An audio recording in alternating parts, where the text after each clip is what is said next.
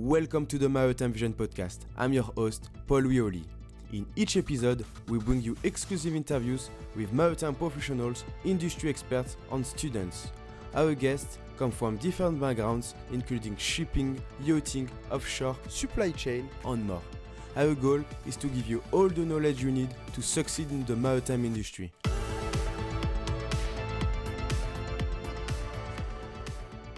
Hello everyone, welcome back to a new podcast episode. And today we are joined with Sjaak. It's a pleasure to having you, Sjaak, today in this podcast episode. So today we are going to talk about naval architecture, project engineering, project management. But first I would like to ask you, can you introduce yourself, please? Yes, I'm Sjaak Jan Jiskoot. I'm 50 years old, working with Damen Naval as a project manager engineering, currently involved in some of the major projects we are doing. I was raised with boats, interest in naval engineering, so I studied naval architecture and maritime engineering in Delft University. And after that, worked with various engineering companies, mainly within the Netherlands, but mostly with international clients. And now since 2016, I'm working with Damen Group. Okay, very interesting. I would like to ask you these questions because we have project manager engineering, we have project manager, we have naval architect. Can you give us a little overview of what is the difference between all these terms? Yes, naval engineering or naval architecture, of course, that is, let's say, the métier. So it's the profession. So there's one possibility in Delft that is design or naval architecture. So in principle, you are then educated as a naval architect, which is kind of a broad education where you get to know most of the subjects and some specific subjects for naval architecture. I think the most important one is about floating and sinking of vessels and the stability and that kind of thing. So that's mainly naval architecture. And then when you develop into several roles in projects, you can perform over time different roles in projects, where project engineering is one specific role. You hear it mostly also in offshore business, etc. And project manager engineering is let's say, the manager of the engineering side of a project. So if you look at the project organization, then you would typically have a project director and then various project managers for various areas. In Damen Naval, we then have project manager engineering for the engineering part. And we have for ILS, which is the maintenance part, the preparation of all that and the data related. And we also have project managers for the procurement part or for the production part. So in that sense, those are the roles within the project. But I'm basically a naval architect, and I developed into these roles. Okay, interesting. I imagine you have some specialties. You can be specialized with offshore vessel, with chemical tankers, I don't know. What is your specialty and what is different with the specialty? Well, basically it's kind of twofold, because I started my career also with a design company working on the gray vessels, so the Navy vessels. Got quite a lot of knowledge of those initially. And then I worked in the offshore business for quite a while. So I've done quite a few designs, engineering, until tendering and even delivery or conversions of major offshore vessels, which are mainly offshore construction vessels. So with cranes, with pipeline installations, subsea installations, etc. So in terms of those specific subjects, I built up quite a lot of experience and, designed quite a few ships which are actually delivered by shipyards around the world. And then when I moved to Damen, initially I worked with the ship repair and conversion department. So basically, again, broad experience with the different type of projects which were brought in or where we got the request to quote. And basically from 2019 again, I'm mostly working on the gray vessels again. So done some studies for foreign navies, some proposals for foreign navies, and in the end got involved in one of the major frigate replacement programs for the Netherlands and the Belgium Navy. So that's what I'm working on right now. So you're in the Navy right now. Yeah. No. Okay. Doing the battle. Yeah. Okay. Yes, because Damen Naval is Damen is doing like a Navy, but as well offshore vessels. What kind of different types of vessels are you building at Damen? At Damen, we have 6 or 7 divisions at the moment, of which one is the repair division. But we are building a lot of ships on stock. So the Damen Group has a certain policy to basically, on speculation, build certain vessels and then be able to provide really a quick delivery time by only customizing or sometimes even only painting the vessel in the specific colors of a client. So those are the tugs, the workboats, the fast ferries, but also the slower ferries. There's a huge development in terms of sustainable vessels. So we are developing the electric-driven tugs, electric-driven ferries, and all that kind of things. But we also have various other concepts and parts of the business where we deliver, for instance, certain equipment, parts of equipment, but also provide a cooperation with shipyards around the world, which we call a Damen Technical Cooperation, where we basically license the building of a vessel and we can supply the design, the parts, even the cut plates, and provide training and all that. And then we have the Naval Division where I'm working on at the moment. And the Naval Division mainly serves governmental clients, naval clients, but also security forces and all that. So there is a gray aspect on that. So we call it the dark gray is with the Naval Division, and the lighter gray, the patrol vessels, are with the other more commercial divisions. But we may still deliver part of the typical military systems, for instance. So in Damen Naval, we built everything recently from some specialized vessels for the Netherlands Navy. We built an icebreaker for Australian Antarctic Division. Yes, we built also abroad some vessels in Indonesia. We built them locally. In Mexico, we built a vessel locally. That is, let's say, the broad portfolio of products from the Damen Group and more specifically from Damen Naval. Okay, interesting. In terms of conversion, with the naval vessel, are you doing most of the time conversion as well? And what is it? Yes. Well, there's a difference between repair and conversion in the sense that when you repair a vessel, then basically you repair what is broken. So it can either be a collision or whatever, or just wearing out of certain equipment. Sometimes there will be upgrades involved. So in naval vessels, that is what we normally call the midlife upgrade, the MLU. So we recently performed the MLU for one of the naval vessels for the Royal Netherlands Navy. And in that case, some of the systems are replaced by a more modern system. So that is the kind of repair side of things. When you talk about conversion, it's usually changing the function of a vessel. So if there's a vessel with a certain function, you would convert it for a completely different purpose. And what we did, for instance, in the Damen Group is that we built various platform supply vessels a few years ago. Demand for platform supply vessels was reduced. So we converted one of those vessels specifically for the fishing industries to serve as a fish feed carrier. One other was converted into a yacht support vessel. So that is typically what we call conversion, because then you will typically add functionality, which also means you're shifting the whole regulatory framework of a ship. You definitely need to re-engineer part of it. So conversion is definitely much more complex.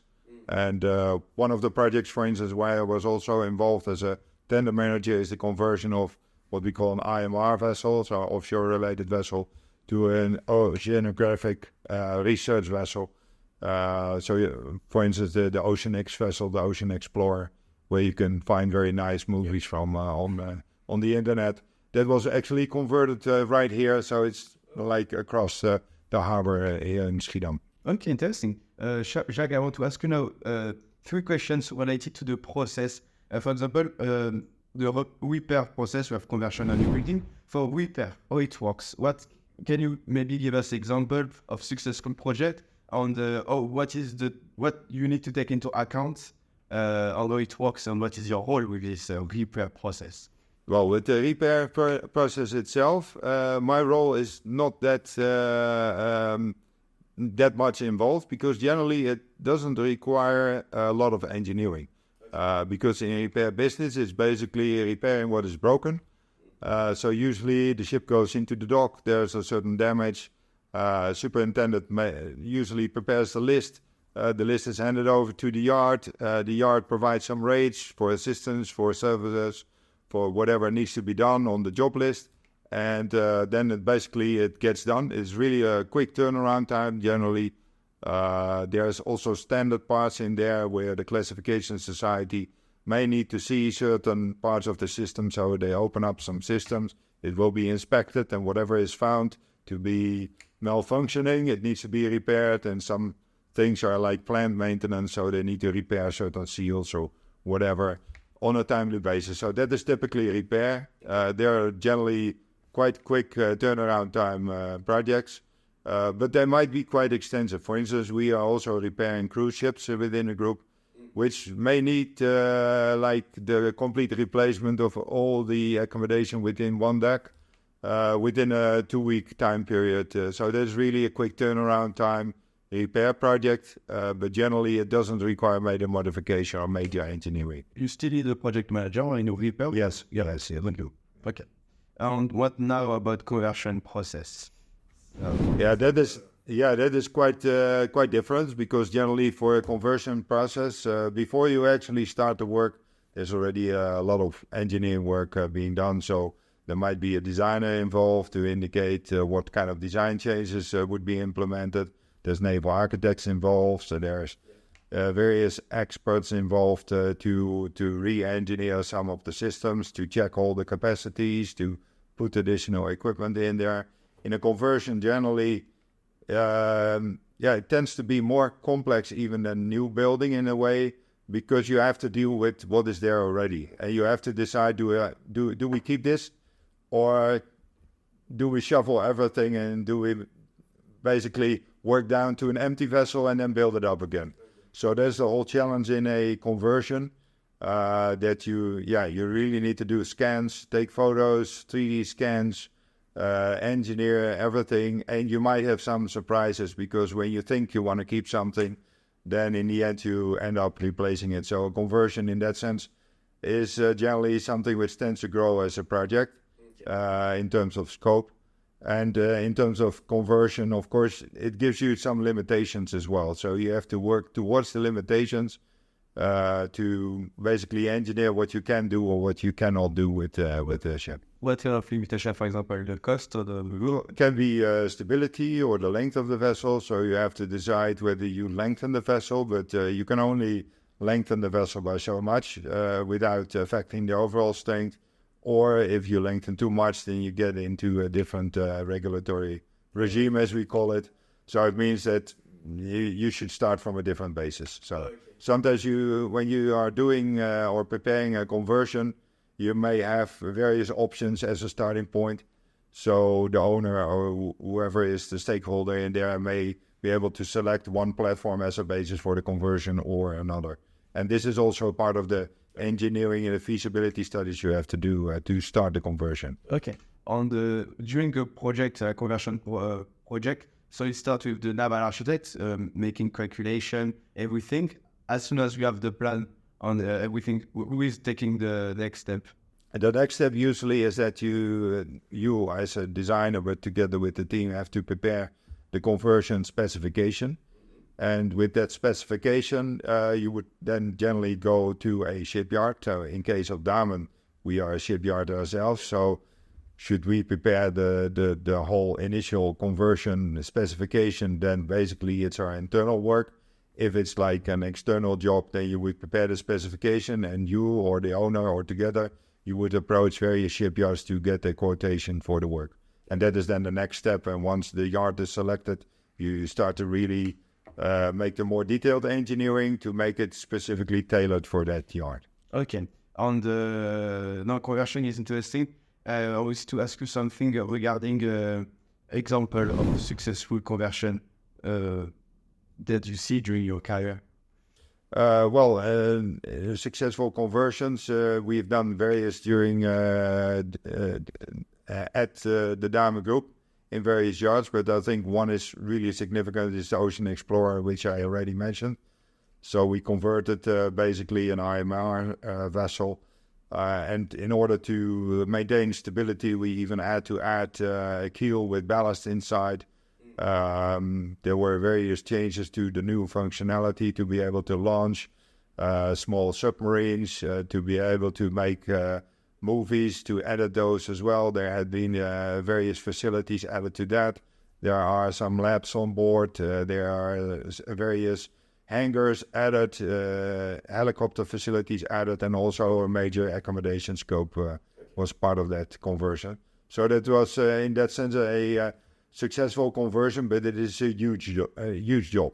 It takes a lot of time, and sometimes the vessel may come back in the yard various times. Oh, yeah. Oh, because you need to adjust some... Yes, or they go on to a first project, and then they come back and have another part of the vessel modified. Okay, but why making conversion? Is it cheaper than a new building, or? Generally, it would be cheaper if you use a good basis, like a sound basis. If you have a vessel which is running nicely, the engines are working, propellers are working, or everything is fine. You have already a galley on board, you have your crew accommodation, everything is there. And if you focus on, let's say, the mission part of a ship, then it means you don't have to really touch upon all these parts of the ship which are already working nicely. Can also be a benefit that when you build a new vessel, you have to deal with all the regulations of a new vessel. While if you use an existing vessel, then the original keel lay date is very important date for the regulations which are in place. So it means that when you convert the vessel and it is not classified as a major conversion, then you can maintain the rules which were in place at the time of building the vessel. Okay. If it becomes a major conversion, then you have to comply with the new rules generally. And some of the rules, they apply anyway. Okay, but for example, yacht, super yacht, sometimes you convert it to a naval ship, but I mean, it's completely different purpose. Yes, well, in terms of a yacht, it will generally not be converted into a naval ship because those functions are very distinct and very, very different requirements. So that is not typical. However, the other way around, we have seen a few. So not done by Damen, but we've seen recently one of the ships which was built actually here at one of the naval yards in the Netherlands, the old Wilton Feyenoord yard, which is right across. One of those ships was actually converted into a yacht. So that is possible to convert a naval ship into a yacht. The other way around, we don't see that often. Okay. No, it makes sense. Now, conversion is interesting. I want to go even deeply with conversion because I think we have a lot of stuff to say. What else is important to take into account with conversion technically? Don't be afraid to be very technical. Yes. Well, with conversion, it is really important, I think, from the start that the specifications and the goals are clear. If you have like a moving target, where you may have an owner which is still developing the ideas or the purpose of the ship, or has different ideas, or is in talks with various manufacturers of equipment, then basically you have a moving target, which is very difficult to start the conversion on. So it means that you definitely need to have a clear plan, preferably buy the major equipment, order all the stuff you need to have, and then you start the conversion. That is really important in terms of a successful conversion, that the plans, the specifications, and preferably also the materials and equipment are readily available. Okay. Because to be able to start the work in the shipyard, you need two things. You need materials and equipment, and you need information. And then basically you supply your workforce and talents, etc., to be able to do the work. But if there's no information, if there's no equipment and materials, you cannot proceed. Can you guide us with new building, how it works, and what is your role? Yes. Well, in new building, my role is as a project manager. Engineering is very important. Of course, everybody will say that in a project, but in a sense that is true because you work together as a team within one team, and you need to make sure that everything is ready to start building a new ship. So what usually happens in terms of naval ship, you first define the project, which we call the project definition phase. So that means that we define what the ship should look like, what specifications should be there, what kind of equipment should be there, what will be installed. You also discuss with the client what part of the ship will be purchased by the client, what part will be purchased by the yard. And once we get into a contractual situation, it does mean that we need to also get in agreement with all the technical stuff, but also all the legal stuff and everything about the commercials, but I'm not involved in that. But for engineering, it really starts already before actually the contract is signed to set up then the whole team, to set up all the facilities we need to perform the project so that when the contract is signed, we can go full on. And once the contract is signed, what we do is various things. Of course, we have to fill a database with all the information of what we are using. In order to do so, we are buying stuff to buy all this equipment and materials. Engineering is preparing all the specifications, so the procurement department will use the specifications from engineering. They will go out onto the supply chain and get quotes, and technically those will be evaluated then by engineering. So the engineering team will basically assist to pick out the technically preferred suppliers. And within this process, together with the whole commercial process, we will then decide who will deliver certain equipment. Well, then starts basically the data digging. So we need to get all the data from the suppliers to be provided to us. So we have the engineering information available. And then we'll go through various stages in the engineering. So usually first basic engineering, which means we put everything in the right place. We make a whole model of the ship. We design all the systems. And from there, we work towards detail engineering. In detail engineering, we'll basically, let's say, virtually cut the ships into small blocks. And then engineering teams will focus on those blocks to really complete it to 100% completion with everything in there, except some things which may be field-routed, as we call it. So that will be decided on the yard. And after detail engineering, then basically the engineering job is largely done, but not completely, because we may assist other departments. For instance, when we need to verify if we comply with certain contractual requirements, engineering will be involved to set up the protocols. We may be involved to set up the protocols for the testing later on. So that kind of roles also are part of the job of the project manager engineering with the whole engineering team to provide it. Okay, very interesting. On the term of post approach, I mean, when you have a new building project, how many time, I mean, not really the time, but what kind of preparation, all calculation, all plan of the vessel, because when you start building the ship, you need to know everything before. I mean, is it like 90% of the job before building or during the building process? We try to avoid a scenario which is design while build. So if the shipyard is already on it, you try not to create too many changes or additions. However, we do focus on those parts of the ship which we built first. So there's a certain overlap. We know certain areas of the ship where we start building later, but the first blocks, we need to focus on it. It needs to be 100% when the production will start. On the first block, which part of the ship? It depends on... Usually the keel part, because we cannot start with the top, because it's a bit troublesome to keep it up in the air. So we usually start at the start of production is the strike steel or the steel cutting ceremony, which is a big ceremony where the client is invited, and there's a big party to celebrate that we actually cut the first physical part of the ship.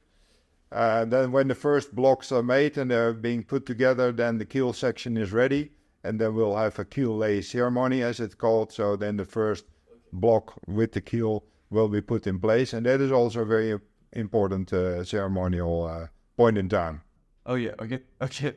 On the engine, at which stage do you add the engine on top of the ship? Yeah, preferably when it's easiest to do so, which means we prefer to do it in the block stage. So when we build, let's say, the bottom sections and there's nothing on top, there's just clearly visible a foundation, then that is the most easiest point, just to pick a crane and to drop the engine in place.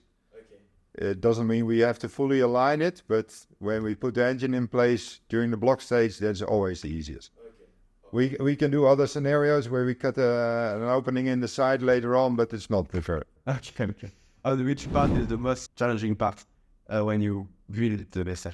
When you build the vessel, the most challenging part, well, I would say the final stages of outfitting and what we call the commissioning are very complex, because you have all the things coming together.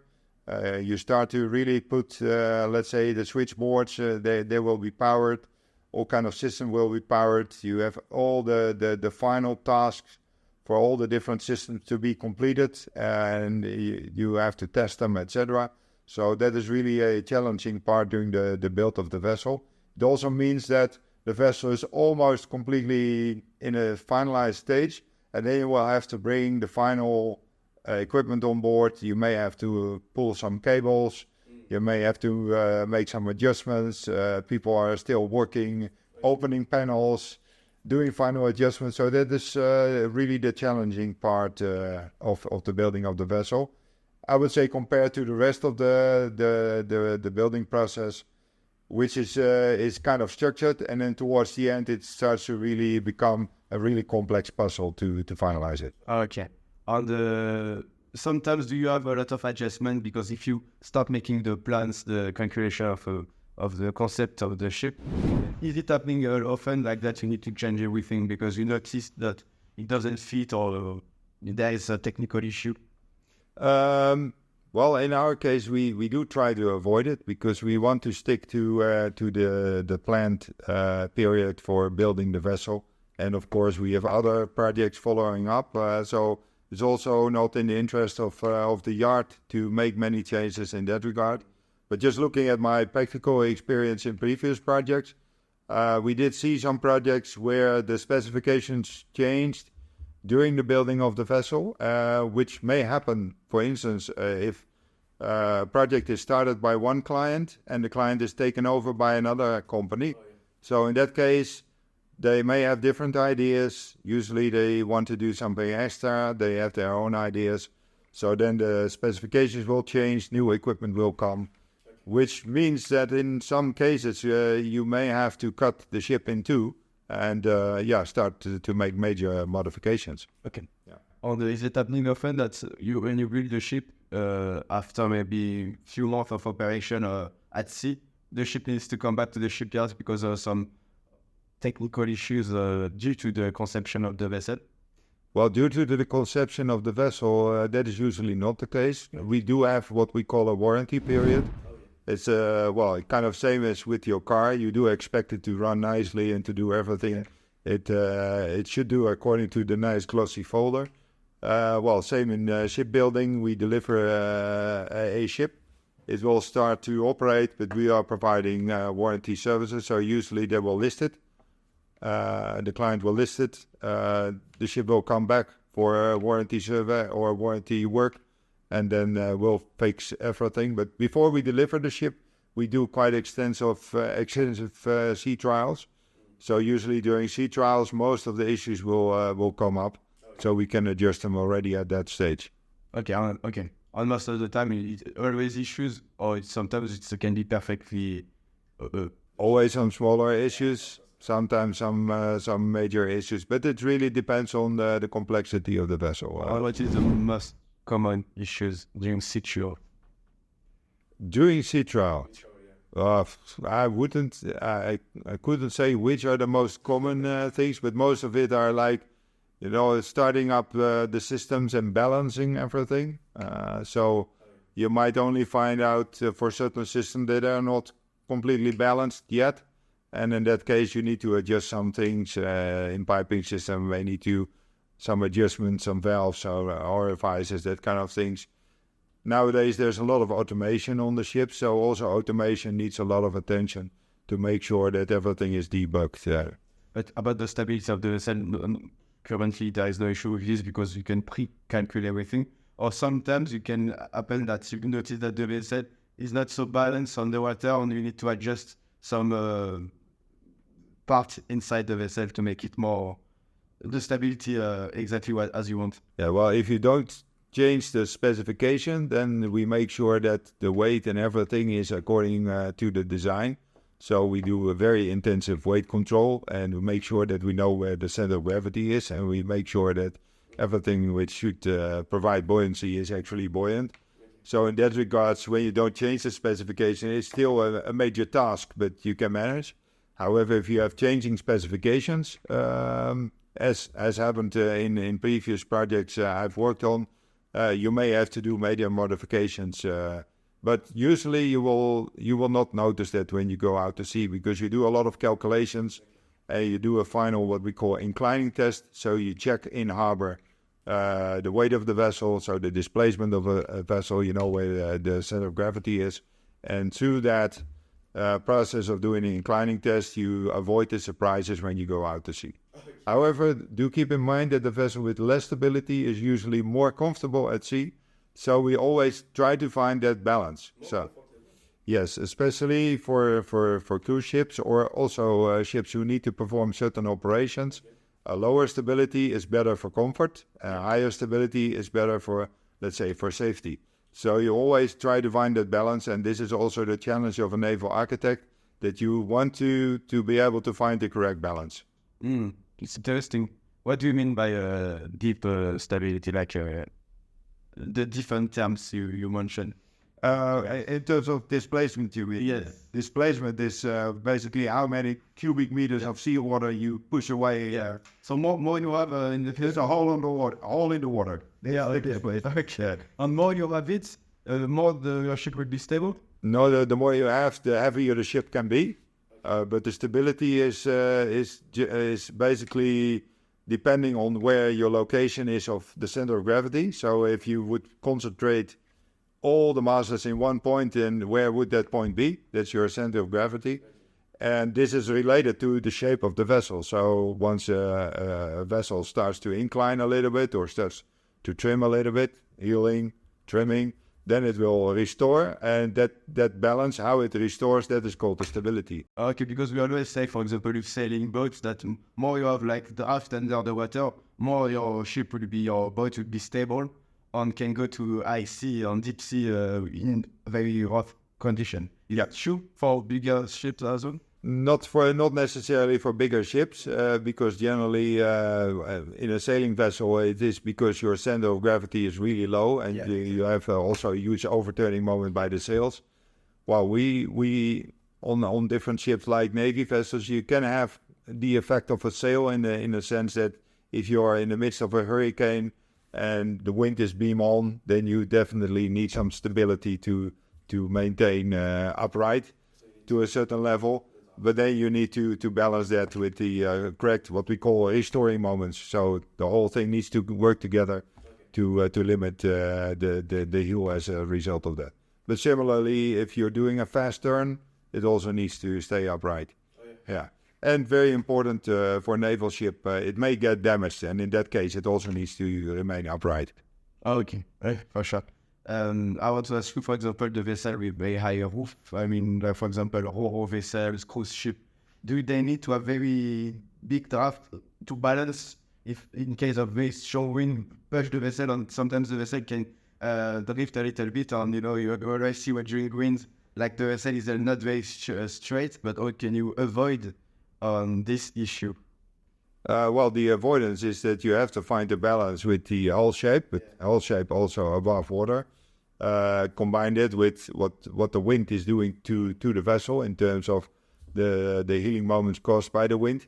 So this is a fine balance, but not necessarily compensated by draft, because a cruise ship, it has certain geographical limitations, because if you want to visit that very nice bay, or you want to go into Antibes, or you want to go into whatever nice place, then there's a draft limitation. So you cannot solve everything by draft, but within the limitations, you have to find the right balance. And that is exactly what the naval architect is doing. Okay, on ballast can be a good example. Exactly. Okay, very interesting. Now I want to ask you more about the budget and cost management. So, of course, your clients has budgets. Is it easy to predict every cost, or sometimes it's changing with cost of commodities, cost of everything? Yes, indeed. Of course, the cost may change. But generally, yes, you have a predefined budget. And you may have certain mechanisms in the contract to adjust for certain unexpected developments. In terms of expected developments, you may use certain indices, as we call it. So industry indices where you indicate either that the price may be adjusted if all the prices are going up. But in some cases, the client may request the shipyard, so us, to take the risk. And in that case, you have to account for those increases. Okay. But what we've seen recently during COVID and the major development of prices, yes, you will have to adjust that budget as well. But if there's no adjustment, then you have to manage everything within the budget. Okay, but how many times you need to build the ship? Of course, it depends. It's out question, but most of the time, average. What do you mean? How often? How many times you need to build a ship? Like in years or in more? Oh, the duration of build of ship. Well, yeah, that depends a lot. If we look in, like I said before, in Damen, if we, let's say, already start the production of a ship at our own account, then the delivery of the ship can be really short, but that is not really the delivery schedule. If you look at more customized vessels, then it may differ from 18 months in total from signing contract to delivery, which is really challenging. I would say around the 24, 27 months ballpark is more average for some bigger specialized vessels. However, it may go up to 36 months or even over 50 months for the more complex ships. It really depends on the complexity. Not so much on the size of the vessel, but really the complexity of the vessel. But that's quite strange, because if you want to predict the budget within 2 years period, everything can change. Cost of the commodities, the cost of labor market. If you have a higher tax, the country decide to increase tax, or even if you have like a geopolitical issue, like between Russia and Ukraine, it can change the dynamic. And in this case, how are you managing this? Did you sign a contract with the clients, or you can always increase the duration of the building, or it works? In principle, in the procurement process, you can already indicate when certain goods need to be delivered. And when we as a shipyard order them, we can agree on a fixed price, even if it is delivered in 2 years. So in that sense, for us, the risk is then, let's say, mitigated. The risk is with the vendor or the supplier who is going to provide it. Okay. So in that sense, this is a little bit more difficult for a labor cost, because there may be a negotiation by the union, so there may be changes in the labor cost as a result of that. However, at the same time, we are working on our efficiency, so there is also something to play with in terms of if we work smart, then we need less hours. So there's various variables we can control in that sense, but some of them we cannot control, and generally what we cannot control we consider as a risk, and then we need to specifically have a risk strategy for each of them. Which is very good transition to my next question about risk management. I knew that. So you did it very good, this next transition. So how can you mitigate? What we generally do is that we, first of all, identify the risk. So if you look at previous projects, you can already get a good idea on what the risk areas may be. This is not something which you do, let's say, on a Sunday afternoon. So it is a whole team effort to identify the risk. There might be a procurement risk, there might be engineering risk, there may be environmental risk. You know, we may build a ship in an area where an earthquake may occur. We may build a ship in an area where you will have a hurricane, for instance. Well, if that happens, then of course you need to see how that affects your contract. So then it is really important throughout the time that we sign the contract that we have an idea, do we take the risk or does the owner take the risk? And you generally discuss those as well at that stage. And if the risk is with us as a shipyard, then we need to make sure that we have an idea on what will be the impact if it happens and how likely will be the impact. And we put all that together in a nice register, and we can do all kind of analysis on that, which means that we have a general idea on the risk profile of a project. And we usually try to keep the risk at a certain level where we think it's manageable, which means that for each of the risk, if we cannot control it, then that's not a really good sign. If we have a risk and we have certain means of control, then it's better. And if the risk is with the owner, it's even better.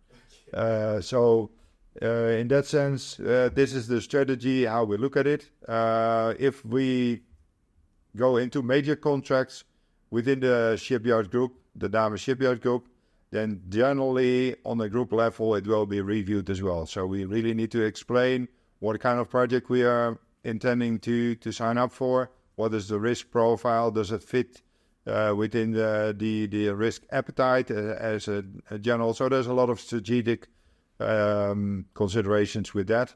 And it is not something we decide upon ourselves. But once you sign the contract, then of course it becomes a reality. And then you just, you don't sit back and wait what happens. Then you manage according to these risks which you have identified. And a few you haven't maybe, then they're new. But hopefully you identified most of them, so you keep an eye on them. So you have plan A, plan B, plan C, exactly. Okay. Can you give us just examples? For example, if you build a new ship, what kind of the most common risks do we have? You say procurement, for example. Well, procurement as such is not a risk, but what may be a risk if we have new equipment, which we never used before, where we don't know the supplier, where maybe there's some innovative solution. Generally, that gives a higher risk profile, so we need to keep an eye on that. Okay, quite interesting. Now I want to ask you a question more about education career. Can you become someone like you, project engineering or even Naval Architect? What is a typical education path? Typically you would go to a technical school, so it can be vocational engineering, can be university. So some people start really from a practical point of view and grow, let's say, through the different professions. Some people may even start in the workshop, develop into draftsman, and then develop all the way to project management, which gives some people really some practical insight and some valuable experience in that sense. Myself, I started from the university, which means that you usually start at an engineering function. However, I do come into the yard quite often. Of course, we do have yard facilities within Damen, but even when I didn't work at a shipyard, I would go into the shipyard quite often, speak to the people, and build your experience over the time, because this is kind of a complex business where basically the education is just the starting point of your career, and after that you have to basically learn everything from just the practical work and doing your job. There's a lot of developments as well, so you have to keep up with the developments, all the innovations going on in the business. So it's like a continuous education, whatever your age. Okay. In terms of career progression, so you start maybe as a naval architect, then you can become a project engineer, or it works? Well, you usually start indeed as an engineer or a junior engineer. Can be a naval architect, but can also be in engineering. And then you generally start to really design, let's say, smaller systems in a vessel within a team with a team lead who can instruct you, etc. So you always need somebody to guide you through this process. And this remains the same in all levels. So even at my level, let's say project manager engineering, I do learn a lot from the project director. I do learn a lot from others around me. So in that sense, you basically grow in your experience and build from there. From a junior engineer, you usually become an engineer, senior engineer. And if you have, let's say, managerial aspirations and also show that you do have some capabilities and some talents, then you will get to more like a team leading role. And from the team leading role, you may develop into project manager roles. And well, Damen as a company actively supports this as well. So some, let's say, talented people are being really, let's say, put into a certain plan to push through the different development cycles with some education, with some, what do you call it? Traineeships around the group. So you may be placed in different areas of the group to gain experience. Okay. Wow. Okay, interesting. I think this is the end of the episode. Do you want to add something? In a sense, I really appreciate the invitation to take part. And I must say, I'm always very happy that new people are joining our team. All the younger people, but generally all new people. There can be also experienced people joining. They bring something new and they build up the team, and we can learn from that a lot. So we keep developing as a company as well. So I do think when people see this episode, they get interested to go into the business and to just start what you like to do, because I think that is a key driver in this business. Maybe different from banking, for instance, but it's really it's a lot of hard work, but it's rewarding. It's really it's great to see your end result, and that is basically what is driving you as a professional. Well, thank you for the insights. It was a very interesting episode, especially the new building part. Very insightful, quite unique online. I mean, it's not easy to find any resources about it. And I invite young people and young professionals to start career in naval architecture engineering, because we have quite a big shortage on finding new people. It's quite difficult because of the lack of visibility of our industry. Yes. Thank you, Jack, for this episode, and I wish you, of course, all the best. Okay, thank you too. Bye-bye. Thank you for listening and watching this episode. We are looking forward to bring you more insights from maritime professionals, experts, and students. Do not hesitate to follow the podcast on Apple Podcasts, Spotify, and YouTube. Your support means a lot to us and helps us to bring you more content.